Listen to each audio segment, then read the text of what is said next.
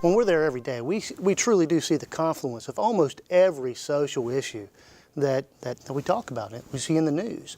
Oftentimes we'll see folks who aren't unable to get health care. They're unable to afford premiums.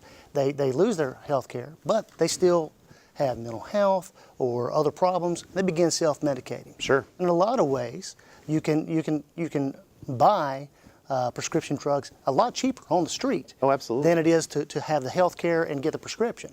Or get your friends to get them for you, or Exactly. family members. I mean, now we have this new opioid, the opioid crisis. Well, guess what? That's nothing new. People have been abusing prescription drugs for years. I mean, all of a sudden in 2017, they're claiming that this is a crisis?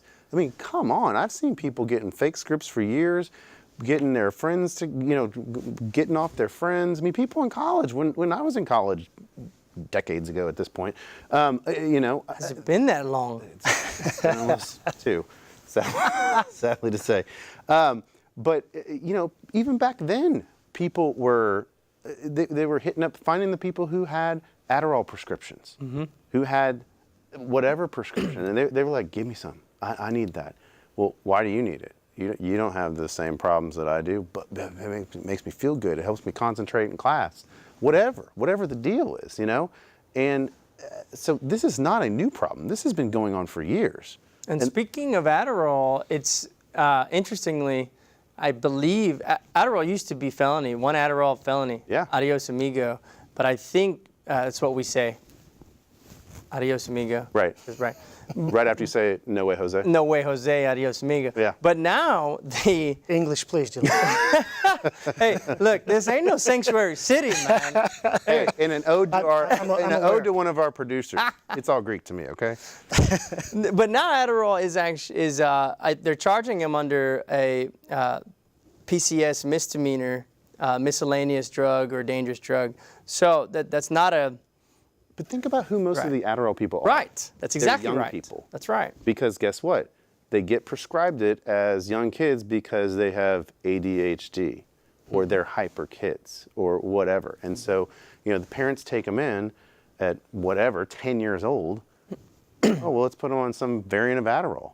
So you're getting these kids addicted to prescription drugs at an early age. I mean, this is nothing new.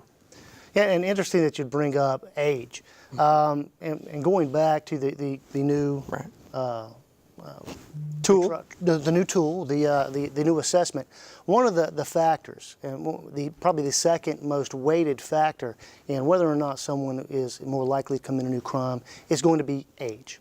And this is a concern that I have for the new program, because if someone is 22 years or younger, they're already going to get 2 points against them on that assessment for whether they've had any type of interactions with law enforcement before. Yeah. And where it comes to that presumption of a personal recognizance bond and felony, that score of 2 puts them right up at the maximum for that presumption. So if they've had any interaction with law enforcement before, an arrest for a misdemeanor, that they maybe did more than 14 days. Right. Whether that could be a marijuana charge from pre-Kim Og days. Right. They're automatically going to lose that presumption. Now that doesn't mean that they will not get a personal recognizance bond, but that means they're not going to be fast-tracked. And for a felony offense, they could be looking at up to 48 hours before they see a magistrate.